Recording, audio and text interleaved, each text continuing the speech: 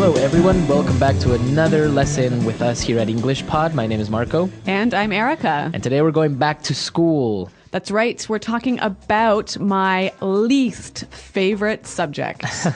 That would be math. That's right. Okay, so we're going to be talking about math. Now, I know that many of you, of course, know math. Right. But do you know the operations in English? Many people find it hard to find the right words to talk about math in English. Right? So that's what we're going to be looking at today. And we'll also look at some names that you can call people who are really, really, really smart. So let's listen to our dialogue for the first time, and then we'll come back and look at those math words.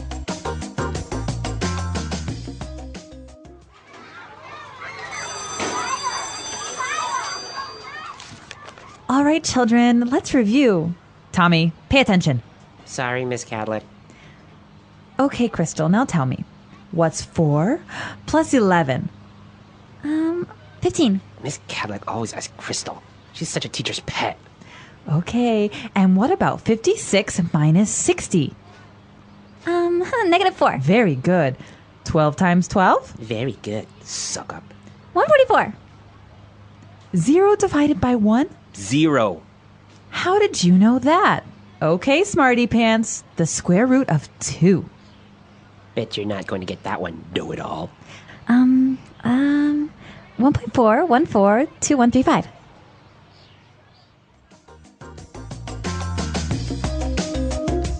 All right, so that's one smart little girl, huh? Yeah, pretty smart. Actually, smarter than me in math. All right, so let's take a look at some of those words that the teacher used to ask her about certain operations in language takeaway. Language takeaway. Okay, so like we said, you guys know how to do math and you know the words in your language, but maybe in English it's a little bit harder to find the right words. So let's look at those now. Okay, so let's look at the first question that she asked. What's 4 plus 11? 4 plus 11. Okay, plus. Plus. All right, so 4 plus 11, Erica, is? Let me take a look at here. 15. 15. Okay, so we are adding, right? Yes. So that's how you would say. Let's go with an easy one. 2 plus 2. 4. 4, right? Yep. Or 5 plus 5. 10. 10, okay. You're really testing my skills. So that's how you would add numbers. Now, what about taking away numbers? Okay, so taking away or subtracting. All right, let's test you again. In the dialogue, she said 56 minus 60. 56 minus 60 equals -4. Okay, minus, so that's negative, right? Minus. So, and of course, if you have 56 apples and you take away 60, you're left with -4. -4. Well, actually, you're left with 0 apples. Yeah, exactly. Now, that answer is also interesting. -4. -4. That means -4, right? 4 less than 0. 4 less than 0. Very good. -4. Okay, so now for our next operation. 12 times 12. 12 times 12. 12 times 12. No, Marco, don't ask me the answer. All right, 12 times 12 equals 144. Now, that's multiplying. Right, or multiplication. Multiplication. Okay, so this times part, it's very easy to remember because, for example, 4 times 4. You can just say 4, the number 4, and you add it, right? 4 times. 4 times. 4 plus 4 plus 4 plus 4. Right, so times. Times. Uh-huh. Now the opposite of times. All right, the opposite of multiplication is division. Division. Okay, so in our dialogue, the teacher said 0 divided by 1. 0 divided by 1. 0 divided by 1. Any number divided by 0 is 0. All right, so let's give another example. 15 divided by 3. All right, so 15 divided by 3 equals 5. 5. Exactly. So divided by. Divided by. Very good. So after division, the teacher was very impressed, and now she asked a very hard mathematical operation, especially for a girl this age. The square root of 2. The square root of. Square root. So let's give some examples to show what is the square root. Okay, so if I ask you the square root of 9. 3. 3, right? Yes. What about the square root of 4? 2. 2. Okay. So now one more. The square root of 16. 4. 4. Okay, so you notice the pattern, right? And I'm sure everyone knows this in their own language, how you would get a square root. Exactly. So this language is pretty simple. You all know it in your own language, but let's hear it again in English one more time with the dialogue.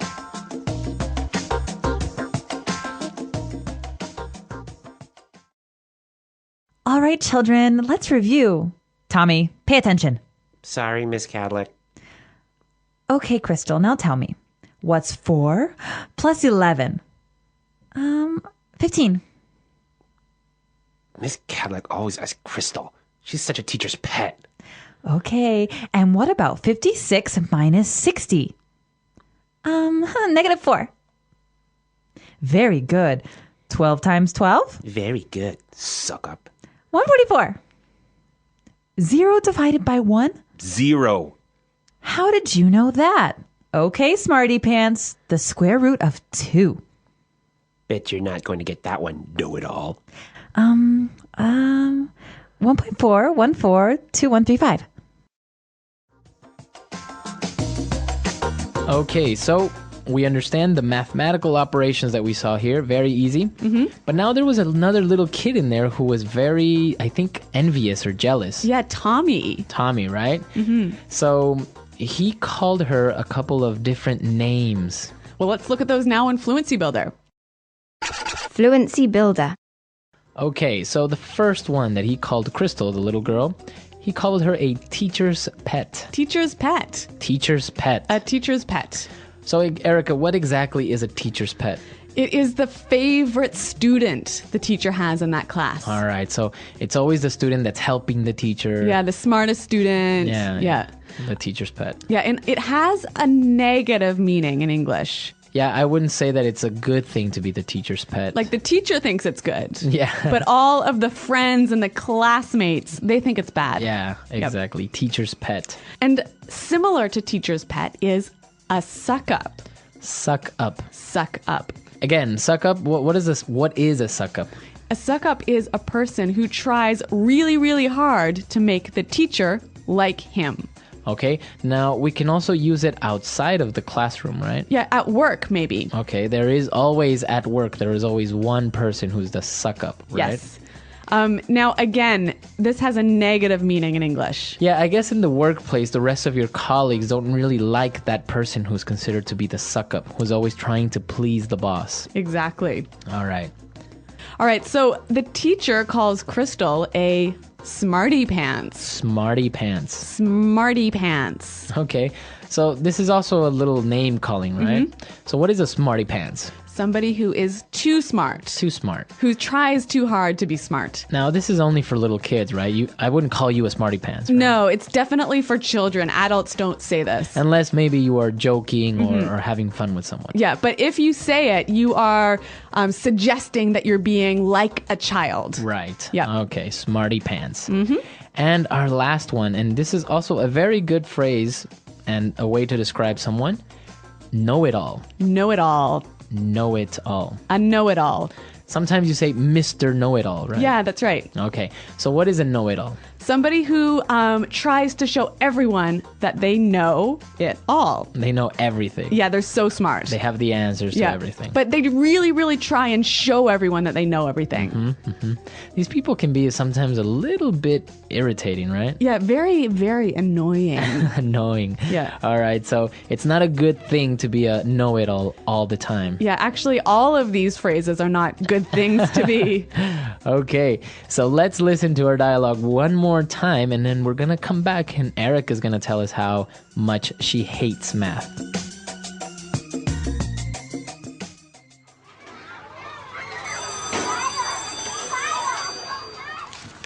All All right, children, let's review. Tommy, pay attention. Sorry, Miss Cadlick. Okay, Crystal, now tell me. What's 4 plus 11? 15. Miss Cadlick always asks Crystal. She's such a teacher's pet. Okay, and what about 56 minus 60? -4. Very good. 12 times 12? Very good. Suck up. 144. 0 divided by 1? 0. How did you know that? Okay, smarty pants, the square root of 2. Bet you're not going to get that one, know-it-all. 1.4142135. All right, so Erica, you were telling me that you hated math, or you still do. Well, yes, that's true. I really do hate math. And even doing a simple, like 16 plus 32 is too hard for me. So you were never really that type of person that's good with numbers. No, I'm terrible with numbers. I can't even remember my own phone number. Really? That's true. Like, I really, if someone asks me for my phone number, I have to look on my phone in the address book to find it. Well, yeah, sometimes numbers can be difficult. I kind of liked math when I was younger. It just made sense. So. Well, I guess there's a reason why I'm an English teacher and not a math teacher. And I was actually not very good at language. But here you are. Exactly. Well, I mean, in Spanish, I like grammar. Not very good at that, all those rules. Yeah, but you're pretty good at English, so that's all right with me. That's all right. Yeah. What about you guys? Tell us what your favorite subject or your least favorite subject in school was. What about you? Do you have any favorite subject? Or did you have a favorite subject? History. History. Yeah. Okay. Yeah. I liked chemistry for a while. Oh, God. Chemistry involves numbers.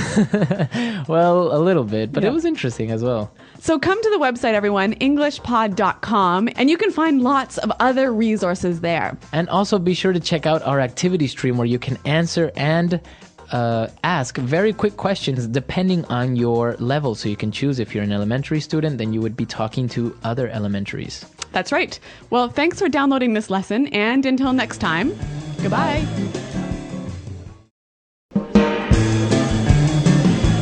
Hello, English learners. Welcome back to English Pod. My name is Marco. And I'm Erica. And today we have a special lesson for all our sci-fi or science fiction fans. Yes, and actually one special user was the inspiration for this lesson. Right. So Wolfgang. Exactly. This one is for you.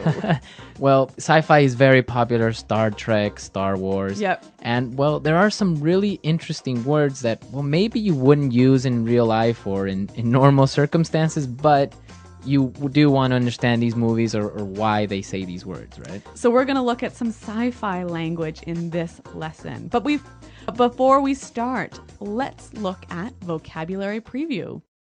Vocabulary preview. And in vocabulary preview today, we have one phrase only. That's right. Unidentified spacecraft. Unidentified spacecraft. Unidentified spacecraft. Okay, so unidentified. You don't know which one it is. You don't know the name. You don't know the identity. Yes. Okay. And a spacecraft. A spacecraft is a vehicle that travels in space. Okay. Also known as a spaceship. That's right. Actually, this is interesting because you know the word UFO. Yes. That comes from unidentified flying object. Exactly. So unidentified spacecraft, an unknown vehicle flying in space. Right, a UFO. Have you ever seen a UFO? No. Oh, yeah. That's too bad. Have you? Of course. Hasn't everyone? All right. Well, I think the people in our dialogue may or may not have seen a UFO. So why don't we take a listen?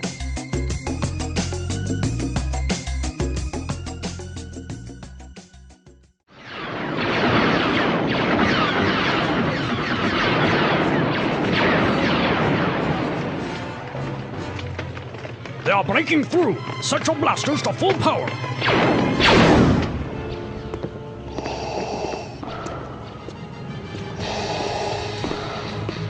Excellent job. Search the ship. She's gotta be in here somewhere. Bring her to me.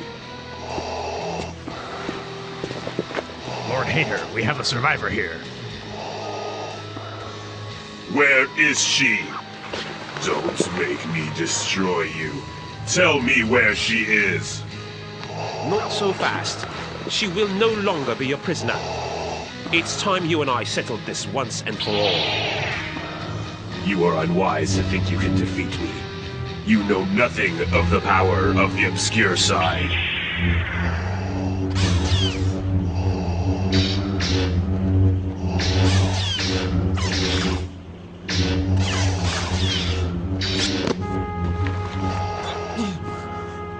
We will stop you.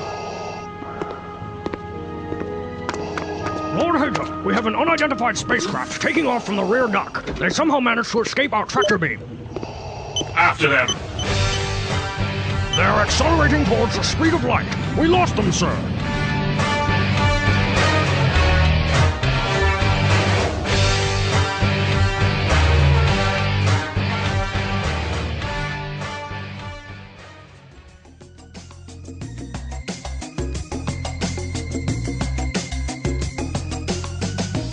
Okay, so a really cool Lord Hater, huh? The music and everything. Well, you may have noticed that it's similar to a certain movie out there. I don't know. I mean, seems quite original to me. But everything for educational purposes. That's right. Okay, so we saw some words that were maybe a little bit difficult, so let's take a look at these now in language takeaway. Language takeaway. Well, I guess in the dialogue, the bad guys were breaking through. Breaking through. Breaking through. In the simple present, it would be? To break through. Okay, break through. And what does that mean? Well, let's listen to some examples to help us find out. Example 1. After 15 minutes, the workers broke through the wall and rescued everyone from the fire. Example 2. He is such a good player. He broke through the entire defense. Example 3. They are breaking through our impenetrable wall! Run! All right, so it's kind of like to enter by force somewhere. Yeah, to maybe break some glass and come into a room or something like that. Break through. Yeah. All right, so Lord Hater had a fight with his enemy, and he said he wants to settle this. To settle this. Settle. So what do you do when you settle something? Well, when you settle something is you end a fight or a dispute. Or an argument. Or an argument or a problem. Yeah. When you settle an argument, does everyone always agree? No, not always, right? Right. Sometimes you are forced to agree. Okay. Not everyone agrees, but you have no other choice. So it's a little bit different from reaching an agreement because there's usually a winner and a loser. Right, exactly. Well, now another very popular word and within sci-fi is this word tractor beam. Tractor beam. A tractor beam. Tractor beam. Now, I'm not sure if this really exists in real life. Well, I've never heard of it. But a tractor beam in sci-fi movies is like this invisible force that grabs an object and doesn't let it escape and brings it towards another spaceship. So it's like almost like a rope that you can't see. Right, and it brings it in. So the spaceship managed to escape their tractor beam. Okay, I think that is definitely not true. Well, maybe, I don't know, but in sci-fi you will always hear this tractor beam. Okay. Now let's move on to our final word. The spaceship was accelerating towards the speed of light. Accelerating. Accelerating. To accelerate. That's right. So that means to increase speed, right? Yeah, to go faster. To go faster. So if you are in your car, you want to accelerate so you can pass another car. Okay. Or even when you stop at a red light and it turns green, you got to accelerate. Okay. To accelerate. Let's listen to our dialogue again, and then we'll come back and take a look at some of the phrases that came up in this dialogue.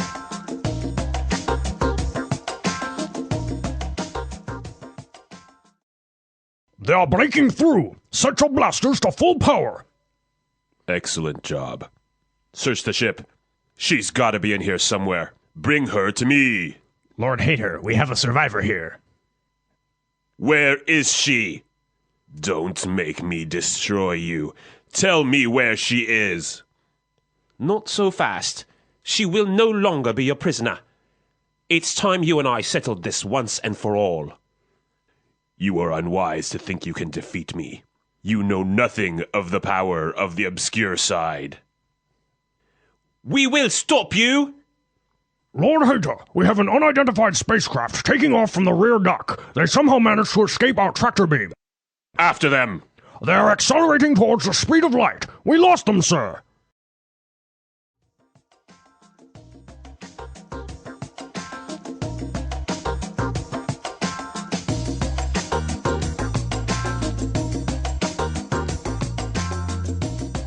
Great. I think that's a little bit more clear this time. But like Marco said, I want to look at now some phrases that you might hear in a sci-fi context.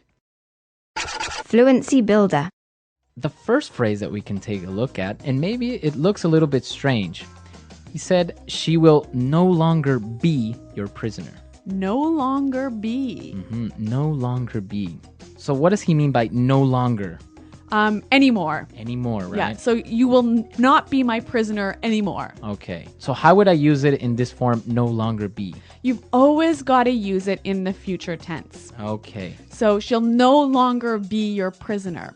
I will no longer be your employee. Okay. Or I can say, I will no longer be your boyfriend. Okay, so it's always will no longer be. It's always in the future.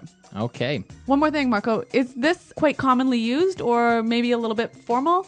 I think it's a little bit formal and it's very, I don't know, to a certain point poetic. Yeah, right? Which I think is why we hear it a little bit more often in sci-fi movies. All right, so no longer be.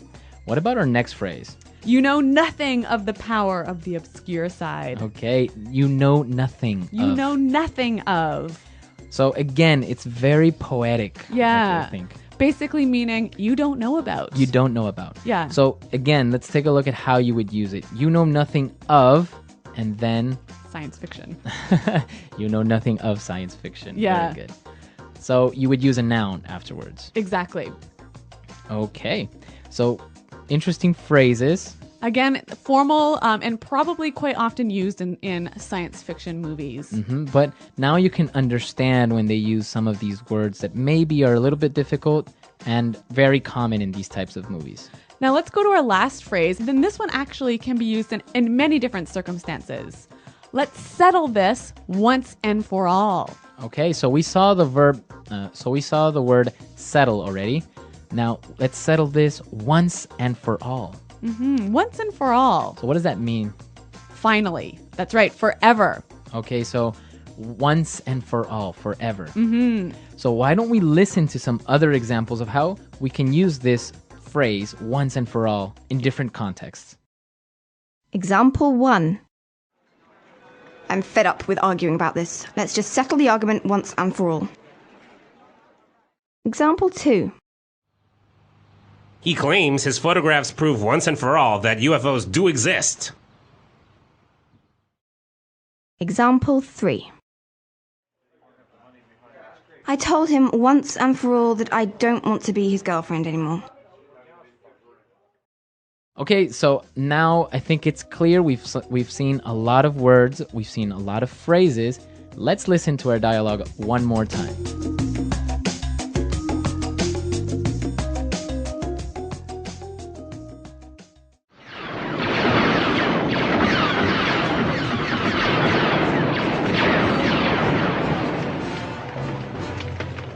They are breaking through. Set your blasters to full power.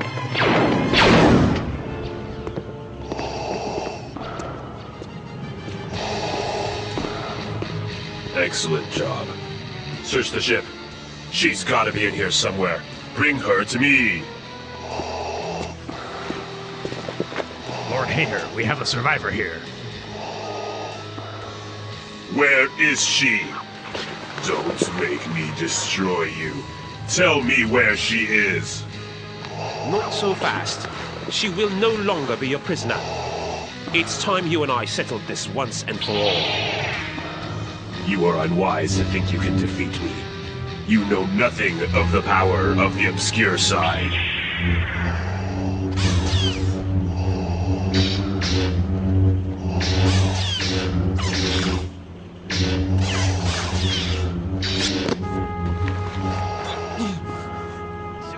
to stop you. Lord Hager, we have an unidentified spacecraft taking off from the rear dock. They somehow managed to escape our tractor beam. After them. They're accelerating towards the speed of light. We lost them, sir.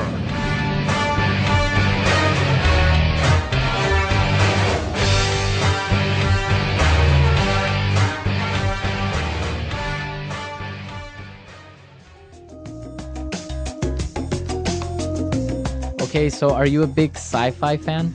I think, as you can tell, no.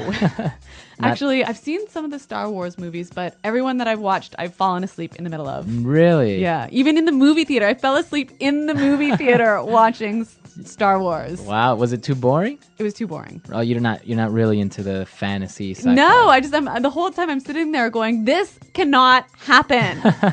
Well, that's why it's called science fiction, right? Yes.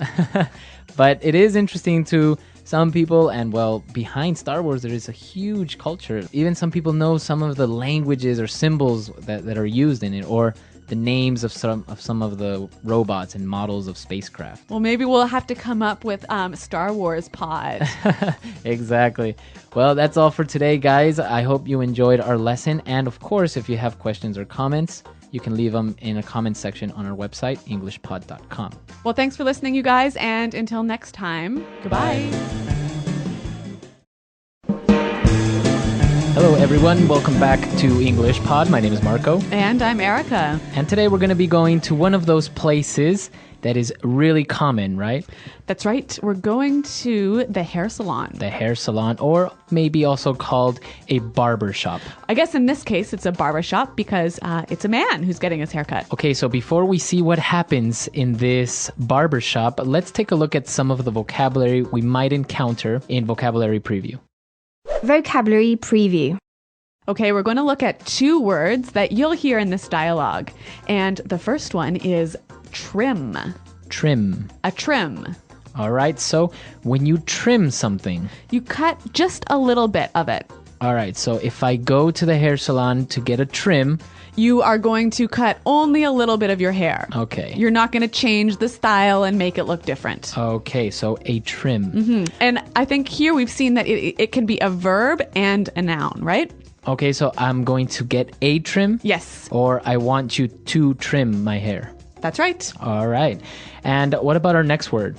Fancy. Fancy. Fancy. So fancy. Now, we know that this word maybe is related to something like luxury. Or formal or something like that. Right. But in this case, or in this context, we're going to be using it a little bit different. That's right. Here in this dialogue, we'll hear nothing too fancy. Or nothing too complicated. Nothing too different. Okay.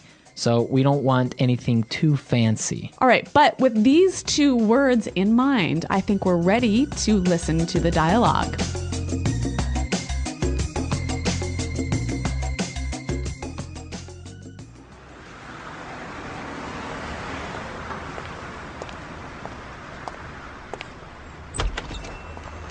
Hello there.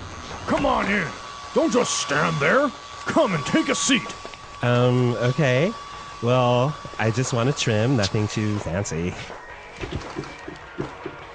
Oh my gosh, your hair is amazing. So silky, so shiny. I am gonna work my magic on your hair. You hear me? You are gonna look like $1,000,000. Okay. Can you make sure my sideburns are even and you just take a little off the top? Don't you worry, I'll take care of everything. Oh my God, I just love your curly hair. It's so fluffy and cute.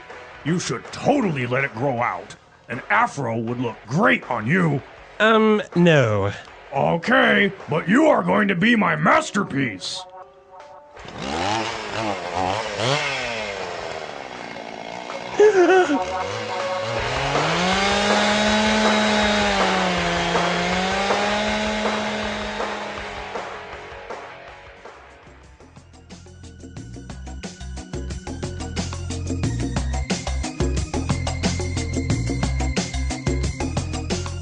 Okay, so I think maybe his haircut is not quite what he expected. I think he trusted the stylist a little bit too much. I think the stylist had too many Red Bulls or something. He was very hyper. Maybe that was his problem. All right, so why don't we take a look now at some of the language that we saw in Language Takeaway. Language takeaway. So I guess the stylist really thought this guy had nice hair, right? Yeah, we heard how he described his hair. He said it was so silky. Silky. Silky. All right, so we know the word silk, a material, very soft and smooth material. Yep. And when something is silky, it's very soft and smooth. All right, so silky hair. Or silky skin. All right, so silky. So he said he had silky and shiny hair. Shiny. Shiny. Shiny. All right, so we know what shiny is. Do we? Yes, we do. Okay, what? So something that is shiny is you can see yourself in it, like gold is shiny. Or silver is shiny. All right, or if you look in the back of a CD, it's shiny. Yeah, so the light bounces off things that are shiny. All right. Now, getting into more hairstyle vocabulary, he wanted to make sure that his sideburns were even. Sideburns. All right, so sideburns. All right, well, sideburns are things that men have, right? All right, women don't have sideburns. No. Okay. So it's kind of like a beard. And it's the hair that grows on your cheeks near your ears. Okay, those are your sideburns. Yes. And now also, the hairstylist suggested that he should let his hair grow out. Grow out. Grow out. Let your hair grow out. All right, so what does that mean exactly? Let your hair get longer. So you can say, let your hair grow. Yep. But I guess it's more common to hear, let your hair grow out. Well, maybe it just means something a little bit different. If I let my hair grow, I might let it grow a little bit. Might get a little bit longer. But if I let my hair grow out, maybe it's short now and I'll let it get really long. Okay. So to let your hair grow out is to really change the length. All right. Very good. So let your hair grow out. And our last word on language takeaway today, afro. Afro. Afro. So if this guy let his curly hair grow out, he would have an afro. An afro, right? So now this hairstyle was very popular in the 70s. That's right. It's like a big, round, curly, fluffy ball of hair. Exactly. So that's an afro. We'll post some pictures on the website for you to get a clear idea of what this looks like. All right. So I think now we are ready to listen to our dialogue for the second time, and then we'll come back and look at some phrases.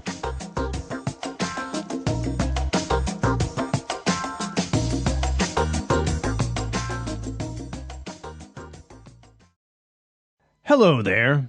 Come on in. Don't just stand there. Come and take a seat. Okay. Well, I just want a trim. Nothing too fancy. Oh my gosh. Your hair is amazing.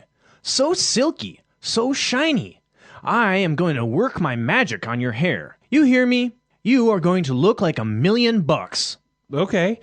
Can you make sure my sideburns are even and you just take a little off the top?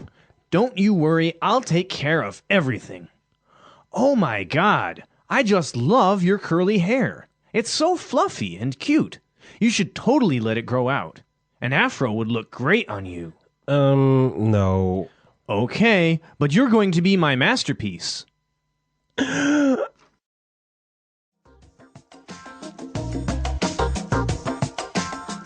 Okay, so we have some phrases here that you might hear in a hair salon or in a barber shop. So why don't we look at those now in Fluency Builder? Fluency builder. The hairstylist said, don't just stand there. Don't just stand there. All right, don't just stand there. So this is an interesting phrase, Marco. I mean, it's made up of really simple words, right? Right, but actually those words make it in order that's a little bit different. So why don't we hear a few examples to help us understand how to use this phrase? Example 1. Don't just stand there. Help me take these boxes into the house. Example 2.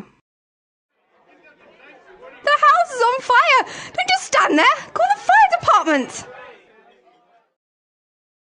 Example 3. Don't just stand there in the rain. Come inside. Okay, so basically we can understand that if somebody tells you don't just stand there, they are expecting you to do something. We might use this phrase when somebody is not doing what we think they should do. Okay, when action is required. Exactly. Okay, so why don't we move on to our next phrase now? Look like $1 million. You look like $1 million. So when someone looks like $1 million, they look really, really good. Yeah. So that is a very common way of just saying you look very good. Or something looks like $1 million. So it can be for a person or a thing, right? Exactly. Okay. And our final phrase, and this one is really common in barber shops. Take a little off the top. Take a little off the top. Take a little off the top. So that basically means cut a little bit on top. Exactly. And now, can I say take a little off the sides? Yeah, you can say that as well. All right, so take a little off the top, take a little off the sides. Okay, so with all this great hair cutting language, why don't we listen to our dialogue one last time?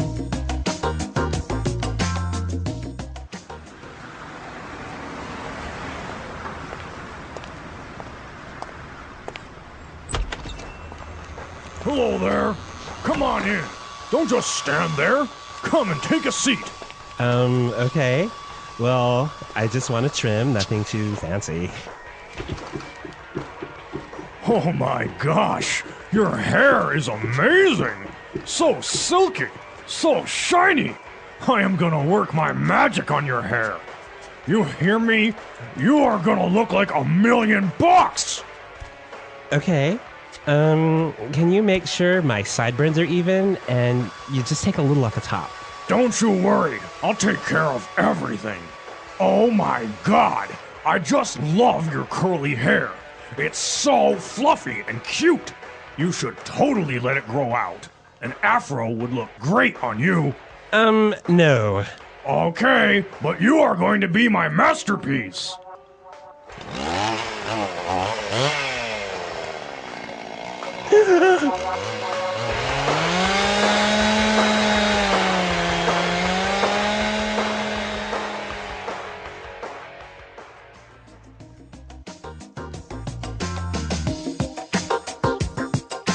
All right, so now talking about hairstyles and different types of hair, there are some interesting ones that maybe aren't so fashionable anymore, right? Yeah, actually English has a lot of really cool words to describe haircuts. So let's start with a couple of them. For example, a mullet. A mullet. So this is when your hair is really short on top and really long in the back. Right, so the sides and the top part are really short, but the back you have long hair. Yeah, in Canada we call that a shorty long back. Shorty long back. Yeah.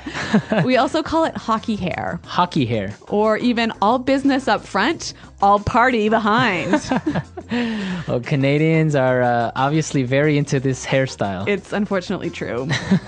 All right, we also have, for example, a mohawk. Popular amongst the punk rock kids. Exactly. So you shave your head on the sides. Yeah.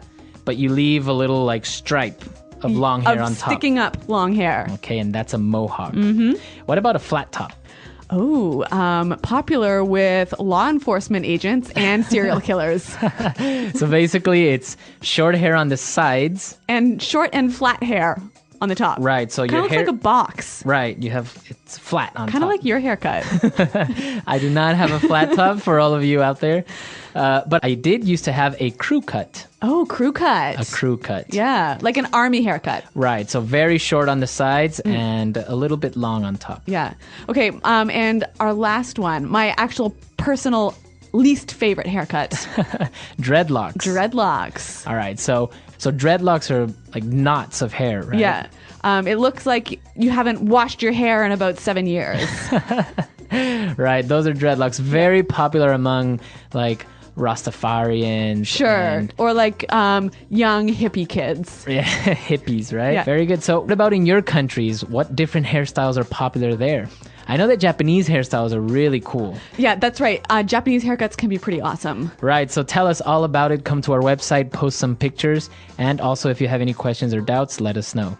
Well, thanks for downloading this lesson, you guys, and until next time, goodbye.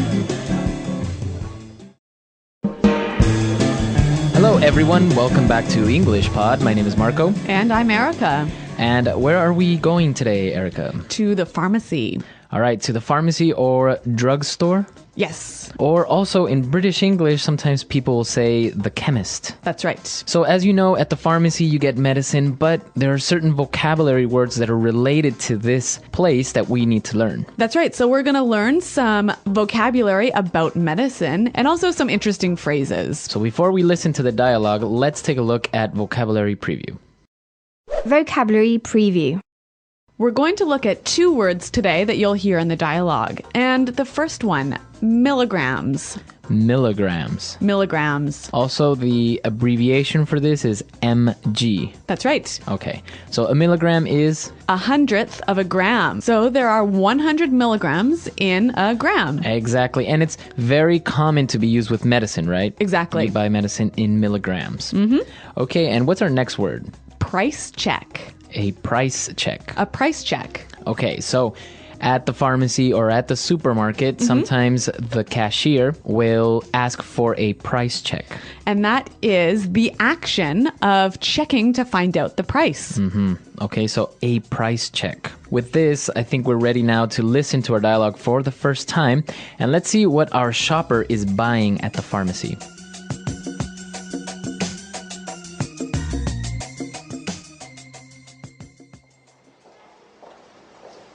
Hello, sir. How can I help you? Yes, I need this prescription, please. Let's see. Okay, so 50 milligrams of Prozac. Would you prefer this in capsule or tablet? Capsules are fine. Okay. You should take 1 capsule 3 times a day.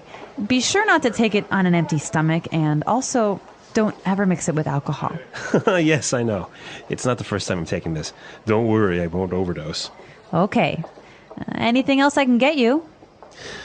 Oh, yes, I almost forgot. Can I also get some eye drops and some condoms? Sure. Darn, condoms aren't registered in our system. Oh, well, that's okay. I'll get some later, thanks. Really, it's no problem. Just hang on there a sec. Can I get a price check on Fun Times ribbed condoms, please?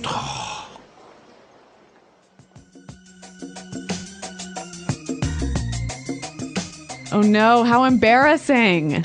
A little bit embarrassing that she asked for a price check on these condoms, right? Yeah, but you know what? It seems like every time you have to buy something embarrassing at the pharmacy, there's a million people watching you. Yeah. It never fails. Yep. Well, let's take a look at some of those words that we were talking about related to medicine in language takeaway. Language takeaway. All right, well, the first word, a prescription. Prescription. Prescription. All right, so what is a prescription? Well, a prescription is a note from your doctor explaining what medicine you need. So this note from your doctor is necessary to buy that medicine, right? Exactly. Okay. Prescription. Well, this shopper was getting some medicine and, well, the chemist or the pharmacist asked if he wanted it in capsules or tablets. So let's look at those 2 words. A capsule. Capsule. Capsule. Now, a capsule is like a small tube, right? Yeah, it's a form of a pill. And it's shaped like a tube with the medicine inside. And it's covered in plastic, right? Exactly. Now, you swallow the capsule. Yep. And the tablet is like a pill that is round and flat. Okay, so tablet and capsule, both are the same thing basically, but just different presentations. Different shapes. Different shapes. Yeah. It's easier maybe for some people to swallow a capsule. You think so? I don't know, I think so. Well, because sometimes tablets are a little bit like big circles and it's hard to swallow. Yeah, and I guess capsules are smoother. Yeah, exactly. But we're not pharmacists, so let's move on and focus on the language, which is what we do know about. So the pharmacist warned the patient not to take too much medicine, right? Because he might overdose. Overdose. Okay, so to overdose, like you said, is to take too much medicine and get really sick or even die. So if you overdose on medicine, it could be bad for you instead of good. Well, obviously very bad. And what about our last word for today? Well, the shopper also asked for some eye drops. Eye drops. Eye drops. So this is medicine for your eyes. Yeah, usually liquid, like water that you put in your eyes. Okay. So I think now with this medicine language clear, we can listen to our dialogue again, but it's going to be slowed down a little bit. That'll help us understand these phrases just a little bit better.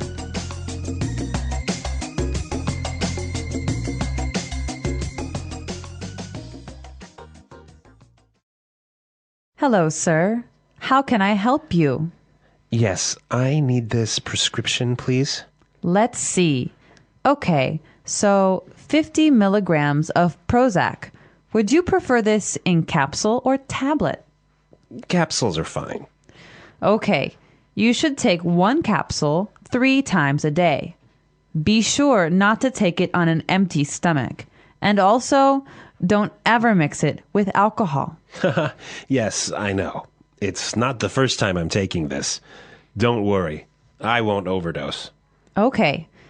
Anything else I can get you? Oh, yes. I almost forgot. Can I get some eye drops and, some condoms? Sure.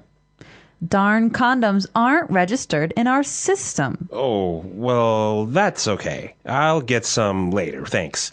Really, it's no problem. Just hang on there a sec. Can I get a price check on Fun Times ribbed condoms, please?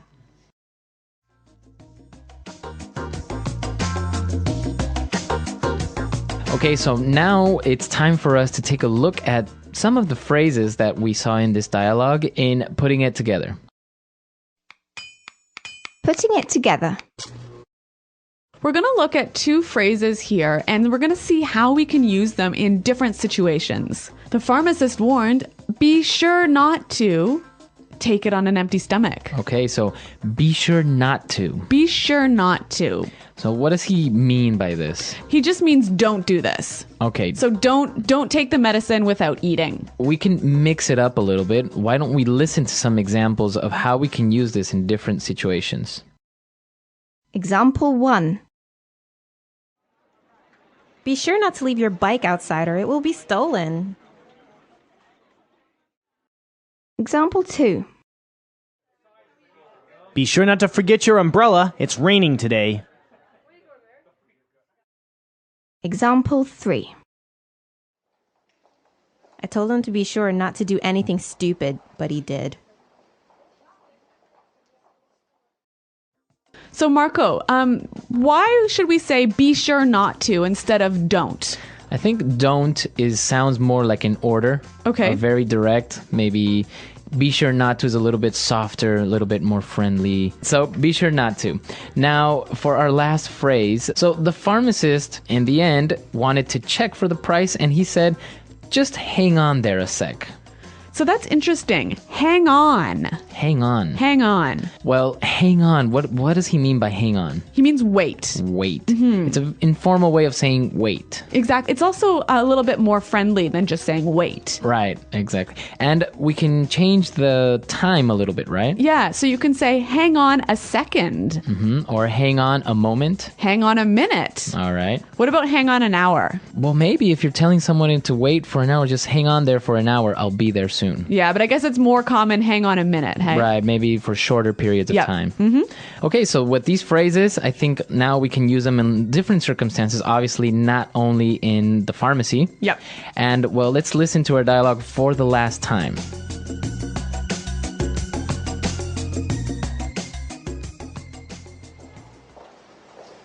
Hello, sir. How can I help you?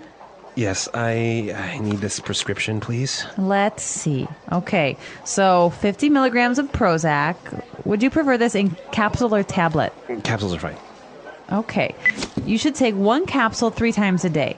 Be sure not to take it on an empty stomach, and also don't ever mix it with alcohol. Yes, I know.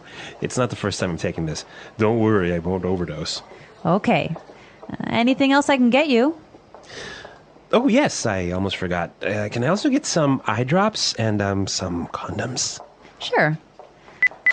Darn condoms aren't registered in our system. Oh, well, that's okay. I'll get some later, thanks. Really, it's no problem. Just hang on there a sec. Can I get a price check on Fun Times ribbed condoms, please?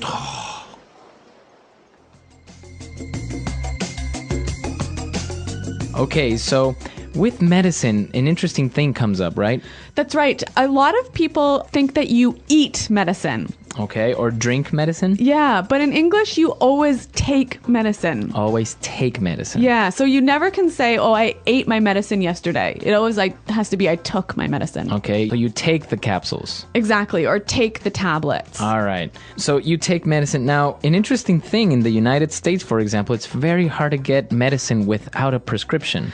That's right. So we always talk about prescription medicine and OTC medicine, or over-the-counter medicine. So over-the-counter medicine is medicine you can just buy without that prescription or note from your doctor. Okay, so for example, if you have a headache, you can go to the pharmacy and buy aspirin. Yeah, and that's over-the-counter medicine. But prescription medicine, you can't get it without the doctor's note. Yes, and like you said, in America, you almost have to have a prescription for everything. Which is strange because people can overdose on aspirin. So tell us how medicine and pharmacies work in your countries. And also, if you have questions or comments, our website, englishpod.com, is always open and ready for you. Well, thanks for downloading this lesson, you guys. And until next time, goodbye.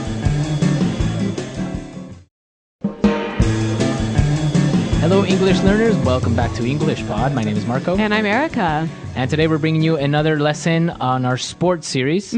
We're talking about baseball today. Baseball, the American national pastime. Is it? Yes, it is. Okay. So we're going to be looking at this interesting sport that is played mainly in the Caribbean. And, well, it's actually very popular in the United States and Japan. That's right. Korea. Yep. So we're not only going to learn a bunch of baseball language, but we're also going to see how baseball has a big influence on English in general. That's right. So we're going to learn a lot of great things today. So why don't we start and listen to our dialogue?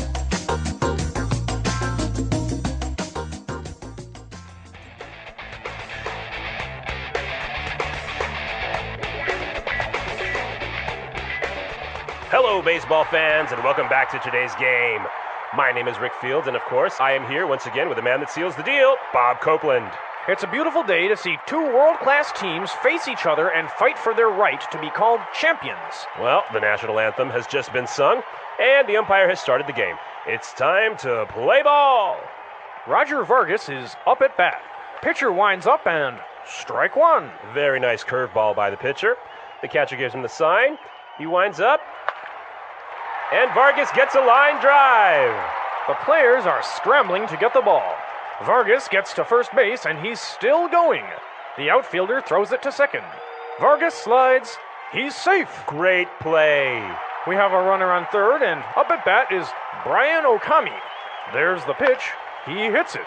It's going. That ball is gone.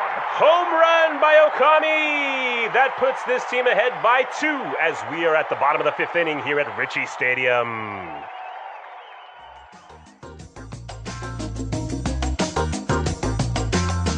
All right, well, a pretty exciting game there at Ritchie Stadium. Exactly, and we have some interesting players, Roger Vargas and Brian Okami. All right, so, well, we saw some great words, and, well, it's time for us to take a look at them now in Language Takeaway. Language takeaway. Okay, we're going to look at some common sports and baseball words here. Now, the first phrase, we'll hear this almost at any sort of international sports event, right? Exactly. And it's the national anthem. National anthem. National anthem. So this is a song, right? Exactly. It's the song that you sing about your country. And many people confuse it, right? Yeah, a lot of people might say national hymn. Okay, hymn. Because in some languages, it might be like a hymn, like literally translating. Yep. But in English, it's called the national anthem. The national anthem. All right. So what about our next word? Well, we were talking about the pitcher. Pitcher. Pitcher. The pitcher. Pitcher. Okay, and now this is one of the players on a baseball team, and his job is to throw the ball. To throw the ball really fast. So that the guy can hit it with the bat. Okay, so that's the pitcher. Now, the interesting thing is that the baseball commentator said the pitcher winds up. Winds up. To wind up. To wind up. Okay, well, let me paint you a picture. Okay. So imagine a clock. Uh-huh. And you're turning the clock to wind it up, to get it ready to go. To make it work. Exactly. So imagine the pitcher doing the same sort of thing, bringing his arm back behind him, getting ready to throw the ball. Okay, so that is to wind up. Very good. So you can use this word not only in baseball, but for other things that require you to do this action. Right, to turn something and get it ready to have lots of power. Like some toys, Yep. or maybe like a music box. Okay, wind up. What about our next phrase? Well, Roger Vargas hit a line drive. Line drive. Line drive. Okay, so what is a line drive? Well, it's a term from baseball, and when you hit a line drive, you hit the ball sort of low on towards the ground, and it travels along the outside of the field. Right, so the ball basically travels along the foul line. That white line. The white line, Yep. exactly. Very good. So that's a line drive.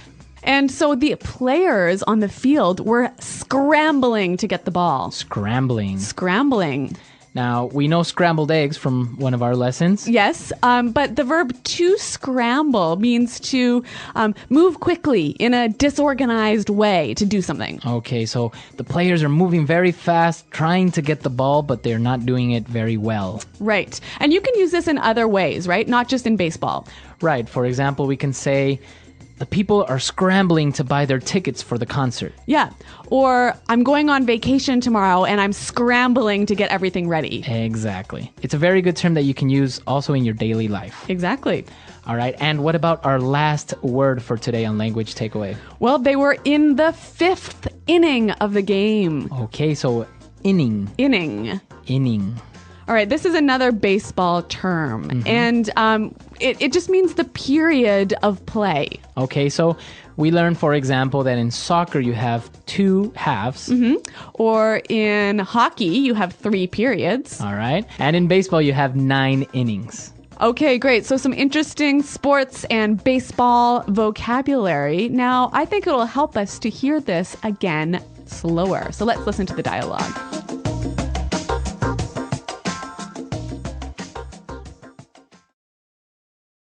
Hello, baseball fans, and welcome back to today's game. My name is Rick Fields, and of course, I am here once again with the man that seals the deal, Bob Copeland. It's a beautiful day to see 2 world-class teams face each other and fight for their right to be called champions. Well, the national anthem has just been sung, and the umpire has started the game. It's time to play ball. Roger Vargas is up at bat. The pitcher winds up, and strike 1. A very nice curveball by the pitcher. The catcher gives him the sign. He winds up, and Vargas gets a line drive. The players are scrambling to get the ball. Vargas gets to first base, and he's still going. The outfielder throws it to second. Vargas slides. He's safe. Great play. We have a runner on third, and up at bat is Brian Okami. There's the pitch. He hits it. It's going. That ball is gone. Home run by Okami. That puts this team ahead by 2 as we are at the bottom of the 5th inning here at Ritchie Stadium.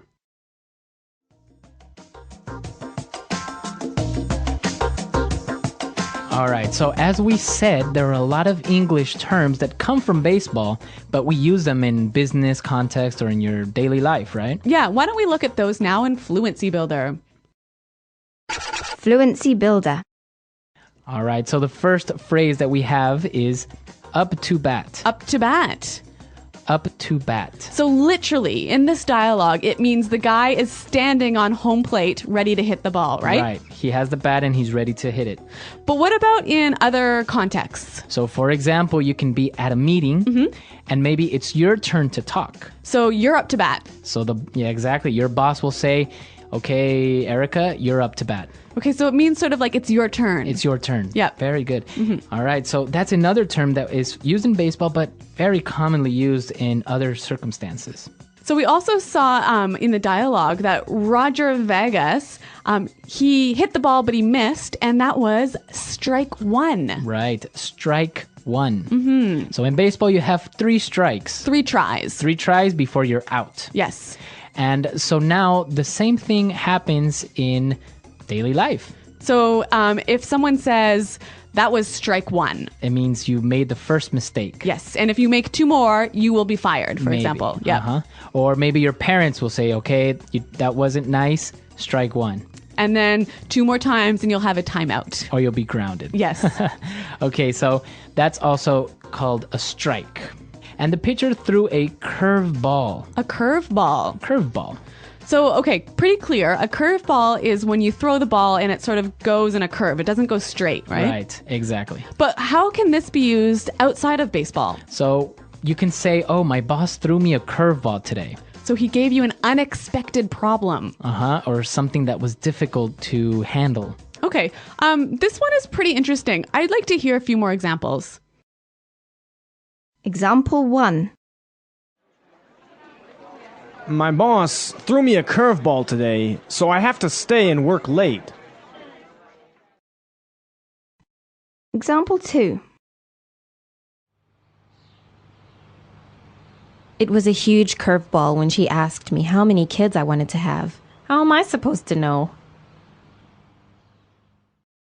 All right, so that's basically a curveball. You can say an unexpected problem or situation. That's right. And our last phrase, and well, probably one that's you already know, home run. A home run. A home run. From baseball, we know that that's when you hit the ball really far. And you hit it outside of the playing area or outside the park. Yes.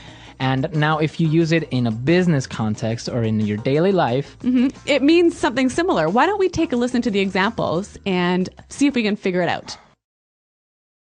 Example 1. Great job on that sales presentation. You really hit a home run. Example 2. Our sales team hit a home run this month by doubling our revenue. Okay, so basically a home run is a success. A victory. A victory. Yeah, a big accomplishment. That's right. So we've seen a lot of these great phrases, and as you can see, a lot of them from baseball are used in your daily life, and there are many, many more. Okay, well, why don't we hear them again in the baseball context, and we'll listen to the dialogue one more time.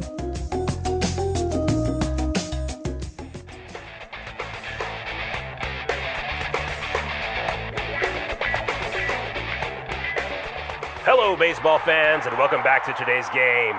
My name is Rick Fields, and of course, I am here once again with the man that seals the deal, Bob Copeland. It's a beautiful day to see 2 world-class teams face each other and fight for their right to be called champions. Well, the national anthem has just been sung, and the umpire has started the game. It's time to play ball. Roger Vargas is up at bat. Pitcher winds up and strike 1. Very nice curveball by the pitcher. The catcher gives him the sign. He winds up. And Vargas gets a line drive. The players are scrambling to get the ball. Vargas gets to first base and he's still going. The outfielder throws it to second. Vargas slides. He's safe. Great play. We have a runner on third, and up at bat is Brian Okami. There's the pitch. He hits it. It's going. That ball is gone. Home run by Okami. That puts this team ahead by 2 as we are at the bottom of the 5th inning here at Ritchie Stadium.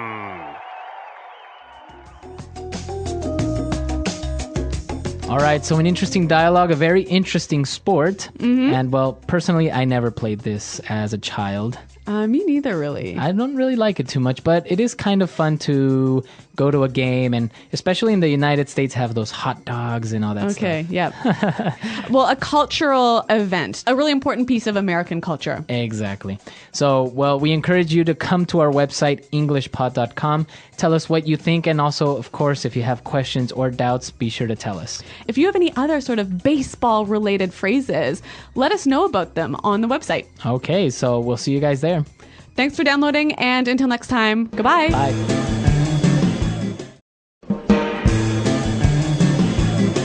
Hello, everyone, and welcome to English Pod. My name is Marco. My name is Catherine, and today we have an elementary level lesson for you.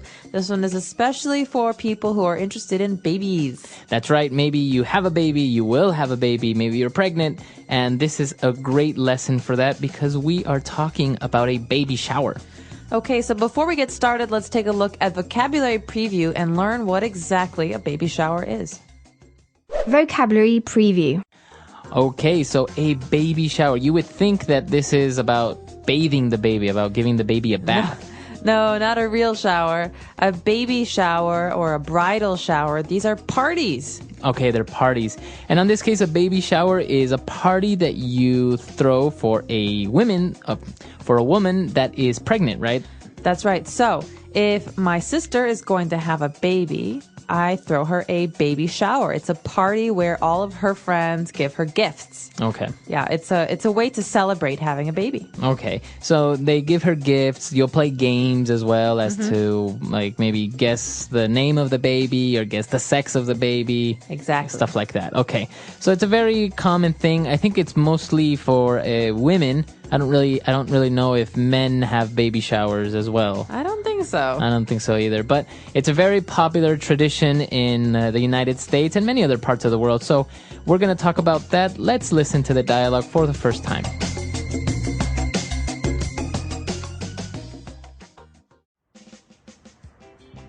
Thank you for organising this great baby shower for me. I've always been to baby showers, but never actually had one held for me. Let's get started. Okay, let's start opening some presents. Oh, look! What a great little bib for the baby. This will definitely come in handy. Oh, wow, you also got me a stroller. That's so great. Thank you. This next one is from Betty. A high chair and a car seat? Wow, Betty, thank you so much. I really appreciate it. One more from Carla. A playpen and crib? Thanks, Carla. This is just what I needed. Okay, that's all of them. No more gifts. Now, who wants to guess when the baby is due? I think my water just broke. Get me to a hospital!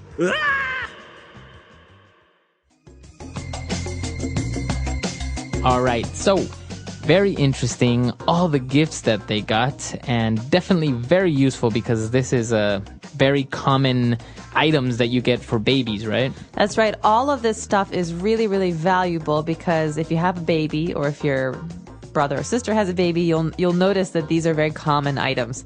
So let's go through a couple of them in today's language takeaway. Language takeaway. Okay, so the first word that we're going to take a look at, the most common one and useful one for a baby is a bib.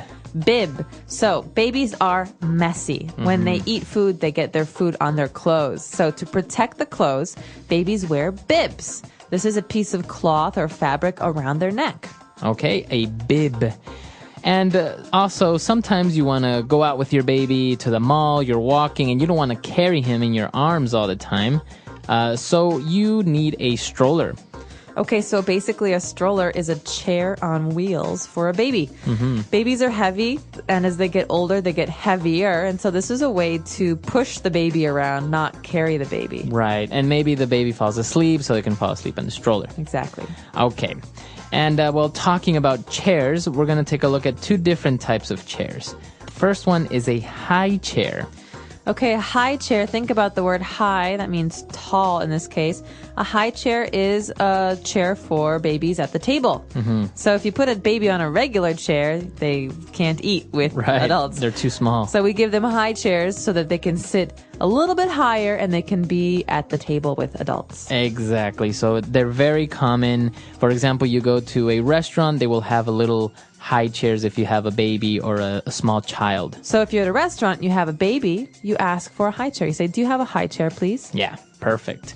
And, well, if you're going to the restaurant or you go anywhere in your car, you need to have the baby be safe. And obviously, they can't fit on a normal, seat, right? No, with the seat belt, no, I don't think so. So that's why you get them a car seat. Okay, a car seat is a special chair that goes on the seat of the car. And usually it's very, very safe. It's made to protect the baby. Right. So if you are ever in a car accident, the car seat will help protect the small baby. Right. And car seats are supposed to go in the back of the car, not the front. Yes, always. Very good. And now moving on to our last two words. If you're at home, you sometimes want to have the baby play, and you get him a playpen. So basically, this is a way for parents to leave the baby playing but not look at the baby the whole time. Right. A playpen is like a cage for a baby, but it's soft and it's cute and it's pretty. And so it's basically like an open area that's protected on the sides, and the baby can go inside, but the baby can't leave. Right. It's like a cage, basically, and it has little toys, and that's the way you just keep them in there for a while.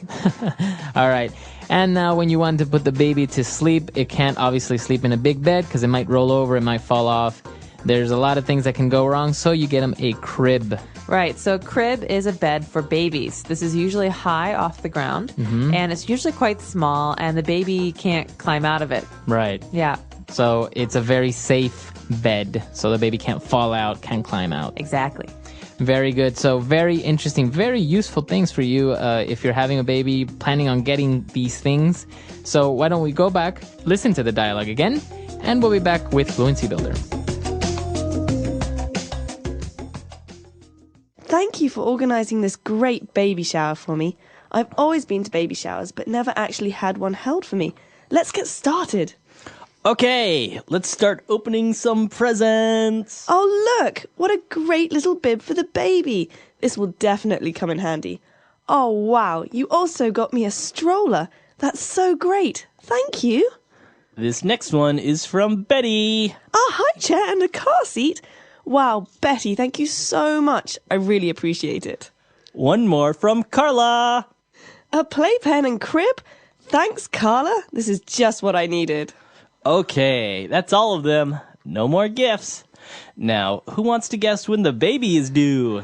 I think my water just broke. Get me to a hospital! Ah! All right, we're back. So now let's take a look at two key phrases. Fluency Builder. Okay, so at the beginning of the dialogue, the woman receives a bib for the baby, and she says, oh, this will definitely come in handy. To come in handy. Right, so when something comes in handy, it means it will be useful. Okay, so something that's handy is useful. Yeah. To come in handy means to be useful. It will be useful in the future. So, for example, you should take a flashlight with you in the car, just in case, because it could come in handy. That's right. Or if I know that Marco is traveling to India, I can give him a map of India. I say, Marco, this map might come in handy. Exactly. Very good. So to come in handy, or in something that is handy, something that's useful.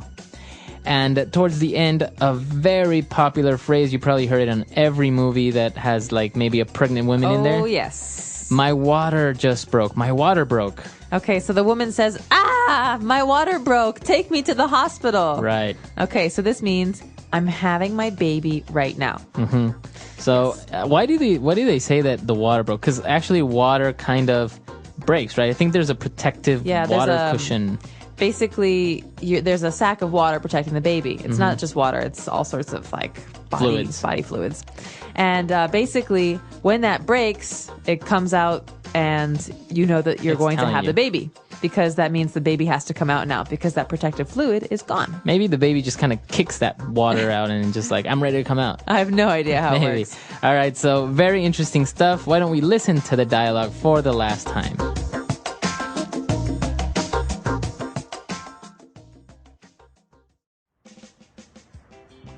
Thank you for organising this great baby shower for me.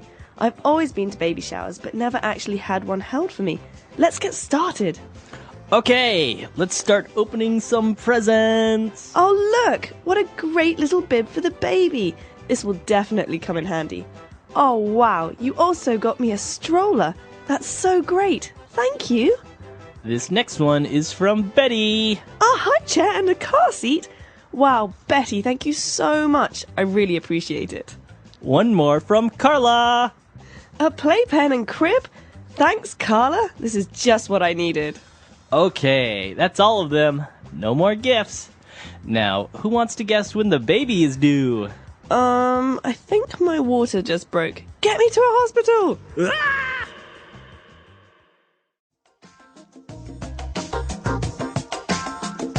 All right, so talking about baby things and baby showers, it's a very interesting tradition. I understand that in other countries, they don't really celebrate baby showers like this. Really? Yeah, or that if they do it in different ways. I know, for example, that sometimes in Latin American countries, they usually do it after the baby's born. Oh, so Yeah. like a congratulations shower. Exactly. And then obviously you know if the baby was a boy or a girl, so then you get them like pink things or blue things. So it's a little bit more. That's what's really funny about these. People often want to have the surprise of not knowing if the baby will be a boy or a girl. So when they have the baby shower, they say, oh, I don't know what the gender is. Right. And so you end up buying all of these yellow things because yellow is neutral. It's Right. good for boys and girls. Yeah. I don't know how many yellow gifts I've gotten. I think it's a very interesting thing because for example, I know that in China, I think you can't ask the doctor for the gender of the baby before it's born, right? I think that's a way to. I'm not sure if it's a rule or not, but it sounds right. I mean, it's a way to protect female babies. I think it would be always great to just have it be a surprise. Yeah, You never know. Yeah, just like, whatever comes out. Can you imagine not knowing and then you have twins?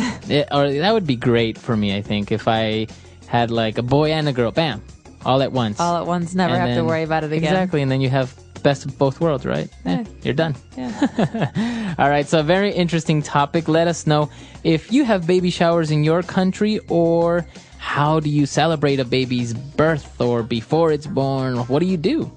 Very good question. Let us know. Our website is EnglishPod.com. We hope to see you there. All right, bye. Bye. Hello, English learners. Welcome back to English Pod. My name is Marco. And I'm Erica. And today we're looking at some more romance. We're talking about dating. Dating, exactly. Mhm. And not only dating, but asking someone to become your boyfriend or girlfriend. Yep, that's true. And so we're going to be focusing on language to express your romantic feelings, and also maybe some phrases you can use to ask someone out. Very good. So I'm sure you guys are excited about this one. So let's listen to the dialogue for the first time.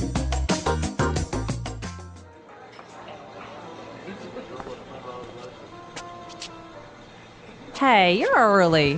Where's everyone? Well, I told them not to come. I made a reservation just for the two of us. I thought we could have a quiet evening all to ourselves. Oh, why? Jennifer, there's something I want to ask you. Sure. What is it? Okay, here's the thing. I've always seen you as more than just a friend, and I can't take it anymore. I know you better than anyone. I know the pros and cons of your personality. I even know what side of the bed is yours. I think we would be great together, don't you? Are you serious? We've been friends for years. We can't just change that overnight. I know. I never had the guts to tell you. Until today. So what do you say? Are you willing to give me a shot?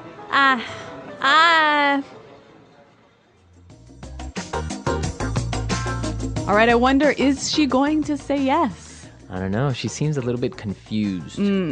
Well, I guess it's always strange when your best friend suddenly wants to be your boyfriend or girlfriend. It does happen, though. Yep. It does happen.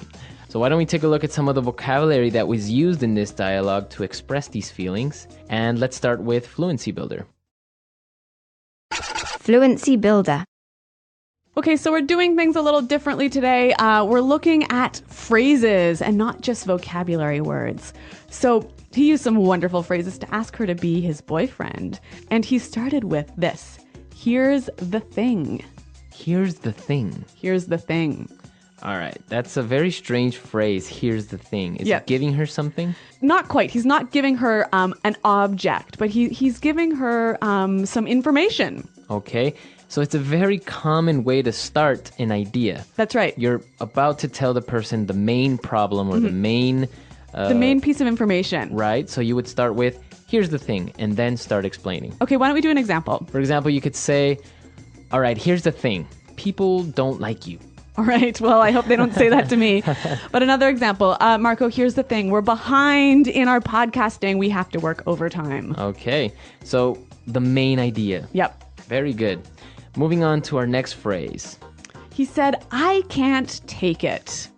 I can't take it anymore. I can't take it anymore. So he can't take it anymore. Take what? Well, why don't we find out by listening to some examples? Example 1. The man next door has been so loud. I can't take it anymore. Example 2. My boss always yells at me. I can't take it anymore. Example 3. I can't take it anymore. I'm going to quit. All right, so basically is you can't stand it. You can't tolerate it anymore. Exactly. This is a phrase we use when we are really frustrated. Yeah, when we're frustrated or when we just can't handle it anymore. Mm-hmm. And well, after he finished his declaration of love, she responded by saying, "Are you serious? Are you serious? Are you serious? Are you serious?" Okay, so what does she mean? She's just saying, really?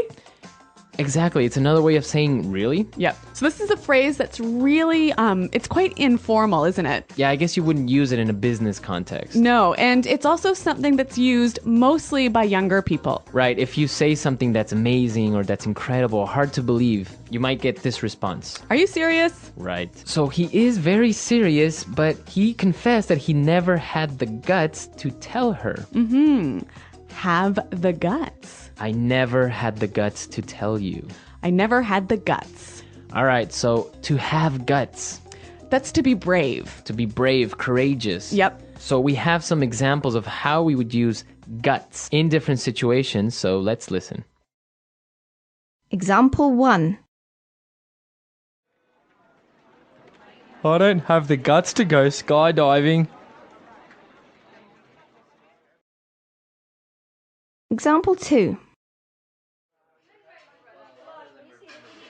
I don't have the guts to give a speech. Example 3. I've never had the guts to say no to my boss. All right, so to have the guts to do something. Hey, but Marco, this word guts is an interesting one. Yes, it is, because guts can also mean your internal organs. Like your stomach and your intestines and your lungs. Exactly. Those are your guts. Yep. So when you have guts, you're really brave. Exactly. You're courageous. Mm-hmm. All right, very good. Why don't we listen to the dialogue for the second time? We're going to slow it down a little bit, and we'll come back and look at some phrases and putting it together.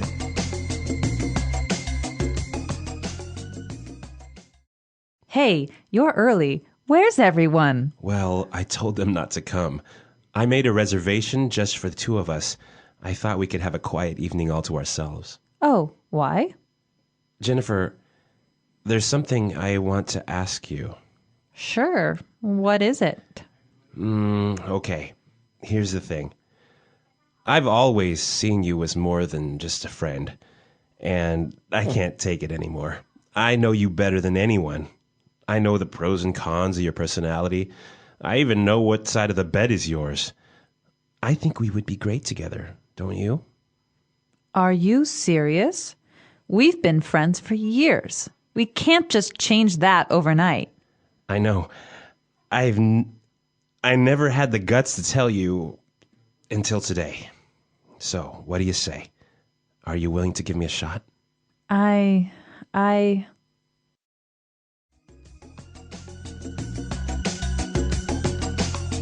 All right, so that's a little bit clearer this time. But while I was listening, I noticed that there's some more great phrases that you can use together with different words. So let's look at those now and putting it together. Putting it together. All right, let's take a look at the first one. He said, I made a reservation just for the two of us. The two of us. Just the two of us. So just the two of us. Quite simply, it means you and me, just us, right? Right, just us. So why is this phrase important? I think it's a great way to show the idea of only us, right? Right. And we can use it together with any number we want. So what about the 4 of us? Just the 4 of us. Okay. Just the 8 of us. Okay. So it suggests the idea of only us. You know? Okay. So he made the reservation just for the 2 of us because he thought they could have a quiet evening all to ourselves. All to ourselves. All to ourselves. All to ourselves. If you have something all to yourself, or we have something all to ourselves. We have that thing all alone. We don't have to share it. We don't share. Very good. So I guess you can say my parents are out of town, so I have the house all to myself. Or even she wants to eat the cake all to herself. Very good. So that's a very good phrase. And you can use it with any pronoun. Well, so the guy is explaining that I've always seen you as more than just a friend.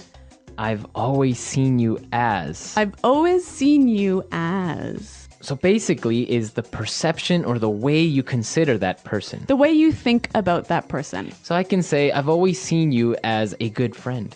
I've always seen you as a leader. Okay, so our last phrase is also the last thing we heard in the dialogue. He said, are you willing to give me a shot? Are you willing to give me a shot? To give me a shot. Give me a shot. All right, I think we have some more examples of how we could use give me a shot in different situations, so let's listen. Example 1. I know I can do this drawing better. Just give me a shot. Example 2. The HR manager wasn't going to hire me, but he decided to give me a shot. Okay, so when you give someone a shot, you take a chance, right? Give that person or give an opportunity. All right, so we don't know if she will give him a shot or not, but why don't we listen to the dialogue once more to hear these phrases in action?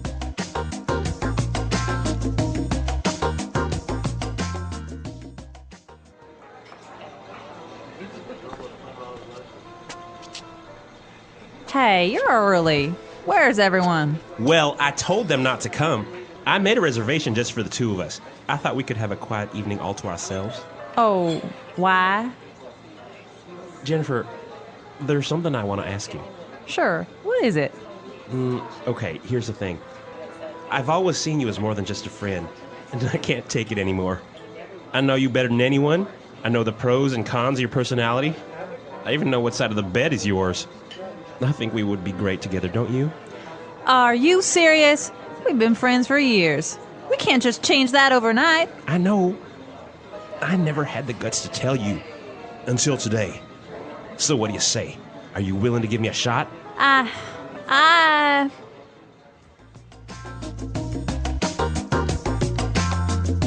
All right, so an interesting dialogue, and it opens up a cultural point. That's right. So in the dialogue, the guy was asking her if she would be his girlfriend, right?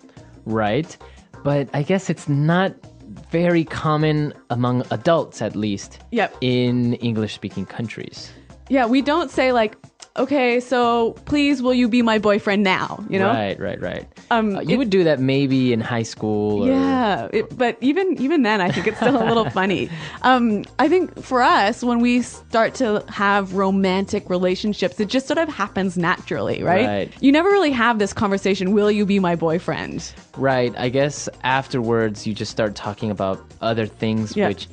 You just consider that you guys are already boyfriend and girlfriend. Yeah. But there's no official starting point. Yeah, there's no official point that says, okay, now we are boyfriend and girlfriend. Yep. Which is interesting because in other countries, they do go through the formality of asking somebody to become their boyfriend. Yeah. But even, like 20 or 30 years ago in English-speaking countries, you would do this. Oh, yeah, of course. And it was called going steady. Going steady. So you would ask, will you go steady with me? And that means let's become a stable couple. Exactly. All right, so we want to hear your stories. And, well, how do you do it in your country? Do you ask someone out? Do you maybe just give them the first kiss and that's an automatic yes? Well, I don't know, but I'm looking forward to hearing from our listeners. So guys, check out our website, englishpod.com. You can leave your questions and comments there. All right, we'll see you guys there. And until next time. Goodbye. Bye. Hello, everyone. Welcome back to English Pod. My name is Marco. And I'm Erica. And today we are going back in time. That's right. We're visiting the 1950s. All right. So we are going to the year 1950. And, well, we are going to look at some of the typical and common words and phrases that were used back in that year. Yes. All of these words and phrases you might still hear today, but they are really a little bit old-fashioned. All right, so we have some words that we need to look at before we listen to our dialogue. So let's look at these words in vocabulary preview. Vocabulary preview. We have two words we're going to hear in the dialogue. The first one, sock hop. Sock hop. A sock hop. Okay, now this is very old-fashioned and probably not used anymore. No, not used anymore. But a sock hop is a school dance. Okay, so all the kids after school would get together and dance rock and roll in the gym or something. Yep. Mm-hmm. And, well, it's very popular and very common among American culture in those days. Yes, in 1950. So you would still maybe see this in a movie or something like that. Yep.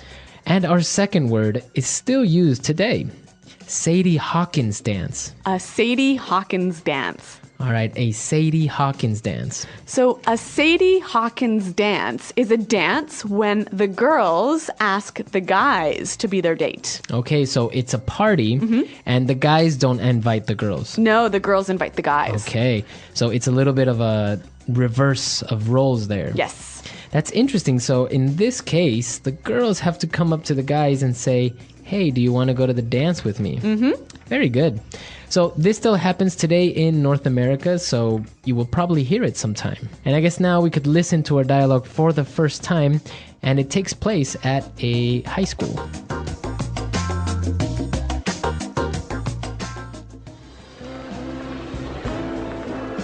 Hey, Tracy, how are you doing? I'm swell, Sandy. Hey, listen, you want to go to the sock hop with me this Friday? It'll be a blast. First of all, it's the Sadie Hawkins dance. The girls gotta ask the guys. Also... Oh, right. So, when are you going to ask me? I've had my eye on you for a while. Hey, buddy, ease off my girl, man. Or do you want a knuckle sandwich? Cool it, guys. Your girl? Says who? Says me, pipsqueak.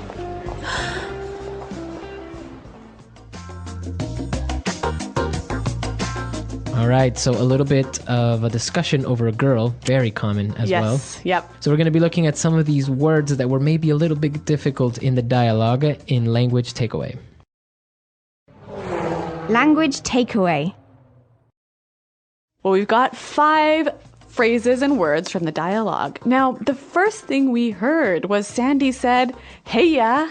Heya. Heya. All right. Now, an interjection, a way of saying hi, but very old-fashioned. Heya. Yep. Basically, hi, you. Or hey, you. Yep. Okay, so heya. I guess you would still use it today, though, right? Yeah, it's still a normal way to greet someone. All right. Very friendly. Mm-hmm. Okay, and what about our second word? Well, Sandy asks Tracy, "How are you?" And Tracy replies, "I'm swell." I'm swell. Swell. I'm just swell. When you are swell, you are great. You're great. And again, swell is an old-fashioned way of saying I'm good or I'm great, but you would still hear it. Yes. And it also is used to describe things. That was a swell party. Okay, swell. Yep. All right, now for our next word. They got into a fight, and Tracy said, "Cool it, guys." Cool it. Cool it. Cool it. So why don't we listen to some examples of cool it before we explain it? Example 1. Just cool it. Now is not the right time to get angry. Example 2. You need to cool it and stop yelling at me.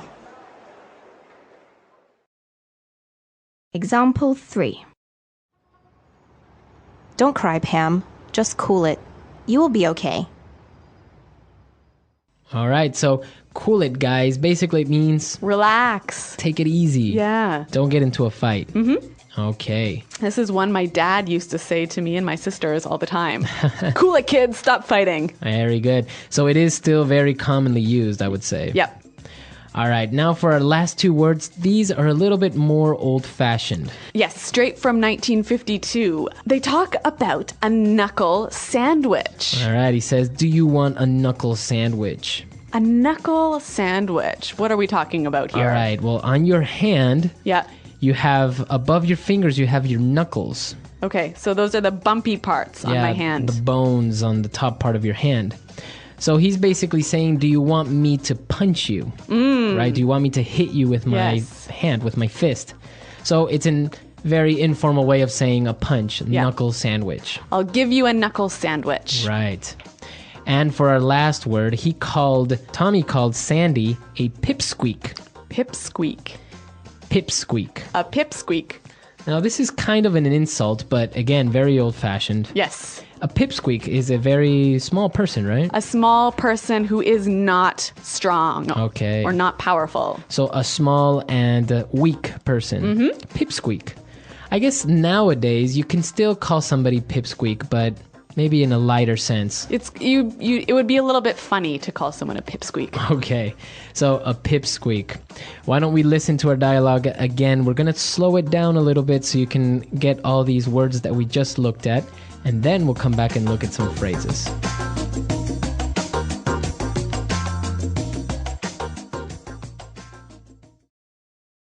Hey, Tracy. How are you doing? I'm swell, Sandy. Hey, listen. You want to go to the sock hop with me this Friday? It'll be a blast. First of all, it's the Sadie Hawkins dance. The girls gotta ask the guys. Also... Oh, right. So, when are you going to ask me? I've had my eye on you for a while. Hey, buddy. Ease off my girl, man. Or do you want a knuckle sandwich? Cool it, guys. Your girl? Says who? Says me, pipsqueak.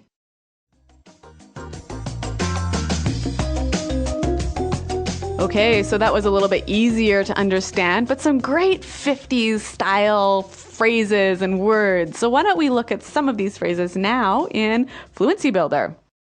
Fluency Builder. All right, on Fluency Builder today, we're going to look at 3 phrases. Why don't we start with the first one? Sandy said that the party will be a blast. It'll be a blast. It'll be a blast. To be a blast. So if something is a blast, it's very fun. Mm-hmm. It's entertaining. Yes, really, really fun. Okay, so the party was a blast. I had a great time last night. It was a blast. Okay, very good. So very fun times. Yep. And you'll still hear this phrase used today. Now the next one. So Sandy said he had his eye on Tracy. He said, I've had my eye on you. To have your eye on someone. So if I have my eye on the new iPhone that came out. You are watching it carefully because you want it. Okay, so I'm keeping my attention on it because I want it. I have my eye on that sweater because it's on sale. Okay, so you really want that sweater. Yep. All right. So to have your eye on something or on someone, right? And for our last phrase, Tommy told Sandy, hey, buddy, ease off my girl. Ease off. Ease off. Ease off. All right, so why don't we listen to some examples of how we could use ease off, because it might be a little bit tricky, and then we'll come back and talk about it. Example 1. You need to ease off the junk food. Example 2. Matt is putting so much pressure on me these days. I wish he would ease off. Example 3. You're pushing Susie too much. You need to ease off a bit. Okay, so it looks like you say this phrase, ease off, when somebody is putting pressure on you or doing something to you that they shouldn't. Right, maybe they're being too intense or maybe annoying you. So you tell him, hey, ease off. Yeah, relax, stay back. Stay away. Very good. So ease off my girlfriend. Ease off the fatty foods. All right, so take it easy. Stay away from. Yep. Okay, so some great phrases there. I think it's a good idea for us to listen to our dialogue one more time, and then we'll come back and talk a little bit more about the 1950s.